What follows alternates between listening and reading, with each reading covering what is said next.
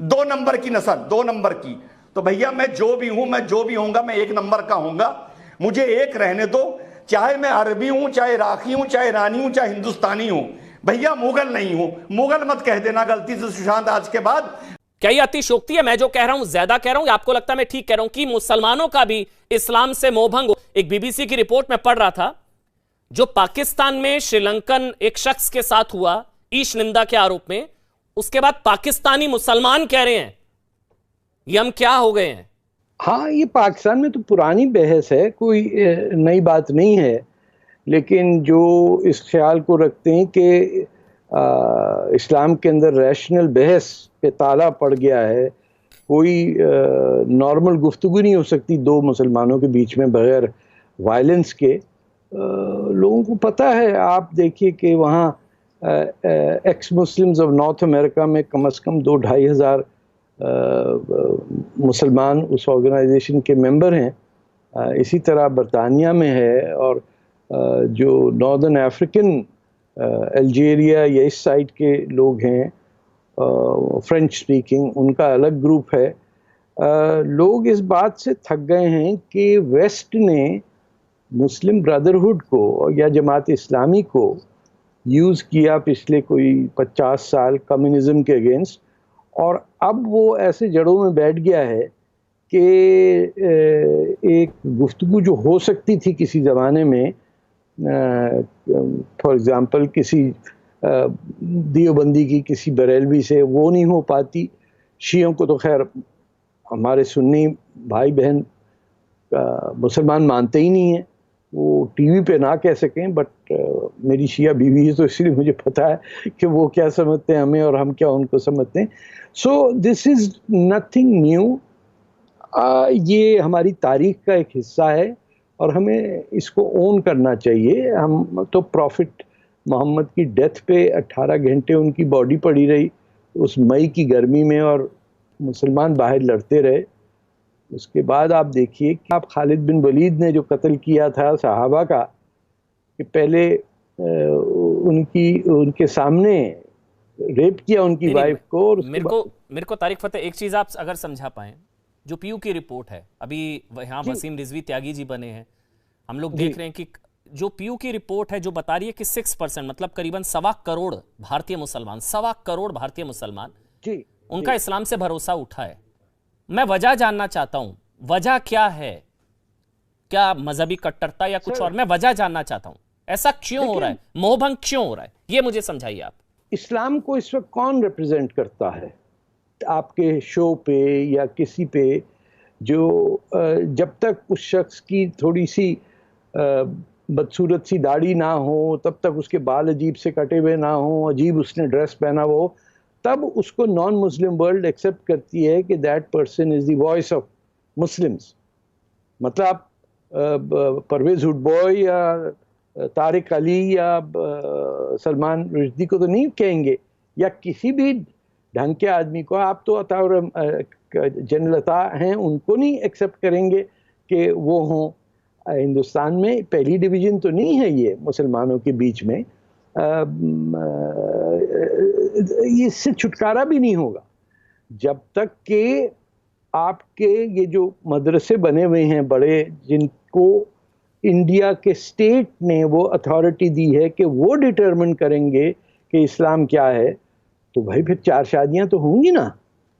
और जो तुम्हारे सीधे हाथ में है उसको भी उठा लो। ये तो कुरान में लिखा हुआ है ना, 1 करो शादी, 2 करो, 3 करो, 4 करो, और जो तुम्हारे सीधे हाथ में है।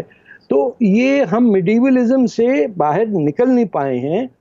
दूसरे मज़ाहिब का ये है कि फॉर एग्जांपल क्रिश्चियनिटी जो करीब इस्लाम के आता है, ये जूडाइज़म, इब्राहिमिक रिलीजन्स हैं, वहाँ पूरी रेफॉर्मेशन हुई है, सिविल वॉर्स हुई हैं। मार्टिन लूथर किंग ने अपने 14 निकात जाके चर्च के ऊपर ठोक के आ गए, और कितना खून दे, लेकिन उससे इवॉल्व हुए। एनलाइटनमेंट पीरियड आया, रेनेसांस आया, लोगों ने खुदा की हस्ती को चैलेंज किया। किसी ने कार्ल मार्क्स को नहीं जाके गला से काट दिया कि तू कह रहा कि है ही। हमारे यहाँ ये है, इसकी पहले थी 9वीं 10वीं सेंचुरी तक बहस होती थी मुतज़िलाइट्स की भी, और यहाँ हिंदुस्तान के मुसलमानों में भी, कि क्या है, कौन है, सूरज डूबता है कचरे में जाके या नहीं डूबता है। ठीक है, ये तो पूछ सकते हैं ना। आप विकास होना चाहिए, इसके लिए मेवात बोर्ड भी बनाया गया था जिसका बजट पिछली बार 25 करोड़ था। मुझे लगता है उसको कम से कम 100 करोड़ होना चाहिए। इस बार का सारा बजट स्कूल्स में लगा है, रूम्स में लगा है, पूरा 100% बजट उसमें लगा है। और 3 विधायक यहाँ मेवात से आते हैं, 3 विधायक आते हैं, तो मुझे लगता है कुछ ना कुछ बढ़िया इलाके में हमारे होना चाहिए ताकि लोगों को भी लगे कि हमने उनके लिए काम किया है। और मेव देखिए, इस अलवर, भरतपुर, नूह और थोड़ा मथुरा में बसते हैं जहां कृष्ण जी का जन्म हुआ था। मैंने भी पूरा इतिहास निकलवाया जागाओं से कि भाई हमारा इतिहास क्या है। तो उस इतिहास में निकल के आया कि मेव तो राम और कृष्ण के वंशज है। चाहे धर्म का परिवर्तन हो गया हो, कुछ भी हो गया हो, लेकिन खून तो आदमी का नहीं बदलता, खून तो हम में राम और कृष्ण का ही है। तो इस बात को आप लोग ध्यान में रखें सब लोग कि मेव क्या है और इन्हें मेवा समझे। इन्हें बार बार पिछड़े और ये वो कहने की किसी को जरूरत नहीं है। अभी आप 10 साल में देखिएगा कि मेव कहाँ पहुंचे हुए। जब हम 3 विधायक यहाँ पहुंचे हुए तो आप सोचो हम कहाँ कहाँ आगे भी पहुंच जाएंगे। तो सभापति महोदय जी, मैं यही कहना चाहूंगी कि बहुत कुछ दिया है और बहुत कुछ की उम्मीद हम आपसे करते हैं कि अब जब सीएम साहब यहाँ रिप्लाई बजट पास कराएंगे तो मेवात के क्षेत्र के लिए सबसे ज्यादा से ज्यादा डेवलपमेंट के काम की घोषणा करेंगे। बहुत बहुत धन्यवाद। जय हिंद। रिजवान अहमद साहब, क्या आप खुद को मुगलों का वंशज मानते हैं? और ये जो सोच है कि हिंदुओं पर इतने साल राज किया, तुम तो हाथ पीछे करके खड़े रहते थे, वगैरह वगैरह वगैरह, ये आप में भी है, नहीं है, क्या है? जी जी जी, बता देता हूं। जय हिंद, जय हिंद, वंदे मातरम। साहब, किसी का वंशज बना दो, मुगलों का मत बनाना। भैया हाथ जोड़ूं, अभी बता देता हूं, बस 120 सेकंड दे दो और शायद इसके बाद कोई भी ना बनाएगा। क्या है मुगल? जब चंगेज खान 1200 में, जो मुसलमान नहीं था, वो खान से कंफ्यूज ना होइए, मंगोलिया में खान टाइटल होता था नोबल आदमी का। फिर चंगेज खान के चुगाती खान, उनके बेटे के आगे जो वंशज मुसलमान हुए, तो ये टाइटल खान उनकी तरफ चला गया। खान मिडिल ईस्ट या अरब से नहीं आया है, मंगोलिया से आया है। तो खान मुस्लिम सरनेम नहीं हुआ करता था, अभी 1400 तक नहीं हुआ करता था, 1350 तक। ठीक, जब ये सेंट्रल एशिया की तरफ गए, यानी कजाकिस्तान, उज्बेकिस्तान, तुर्कमेनिस्तान और एक और, तो वहां जब इन्होंने, वहां पर ये जो लोग थे वहां के खाना बदोश थे, कोई ट्राइब थी, कोई ऑर्गेनाइज किंगडम नहीं था, कुछ नहीं था।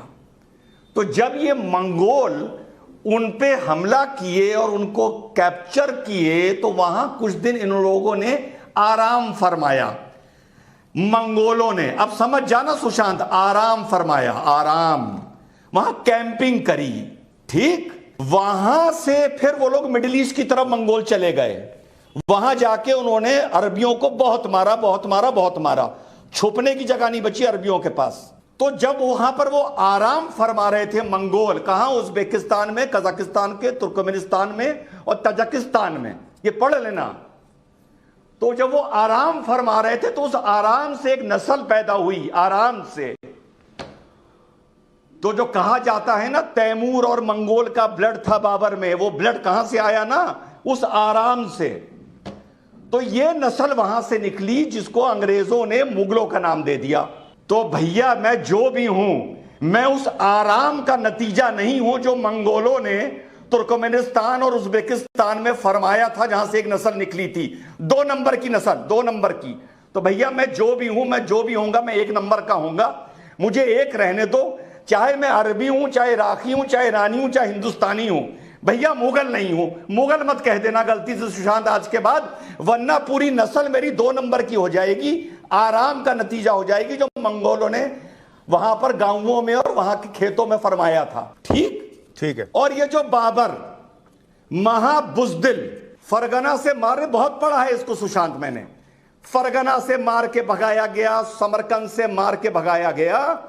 जब समरकंद से मार के भगाया गया तो पता है अपनी जान बचाने के लिए शाबिया खान को क्या दिया था? खानजादा अपनी बहन दी थी कि रख लो इसको साल भर के लिए। ये है मुगल। फिर इस्माइल शाह ने, जो पर्शिया का राजा था, उसने इसकी बहन छीनी शाबिया खान से और इस बुज़दिल को दी लाकर कि ये तेरी बहन है, उसके हरम से लेके आ रहा हूं।